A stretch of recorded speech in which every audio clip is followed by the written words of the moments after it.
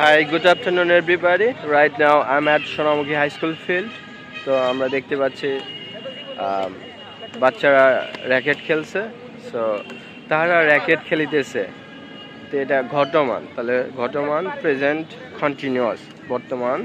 ঘটমান হলে কি ব্যবহার করব? Present continuous tense. তো প্রেজেন্ট কন্টিনিউয়াস টেন্সের স্ট্রাকচার হচ্ছে সাবজেক্ট প্লাস অ্যামিজার প্লাস ভার্বের সাথে আইএনজি প্লাস বাকি অংশ। তো তাহারা খেলিতেছে, দে আর প্লেয়িং, তারা খেলিতেছে। কি খেলিতেছে? Racket. They are playing racket, or we could say like they are playing badminton, they are playing cricket, they are playing football, whatever you say. যখন ঘটমান হবে প্রেজেন্ট কন্টিনিউয়াস, তখন আমরা স্ট্রাকচারটা ব্যবহার করব সাবজেক্ট প্লাস অ্যামিজার প্লাস ভার্বের সাথে ING plus object.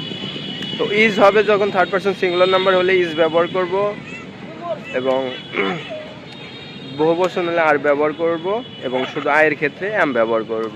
যেরকম আমি ভিডিও তৈরি করিতেছি, তাহলে কী হবে? আই অ্যাম মেকিং ভিডিওস, অথবা I am making a video. So present continuous টেন্সটা খুবই গুরুত্বপূর্ণ, আমরা প্রায়ই ব্যবহার করে থাকি। যেরকম আমি বাজারে যাচ্ছি, I am going to the market. আমি রান্না করছি, আই অ্যাম কুকিং।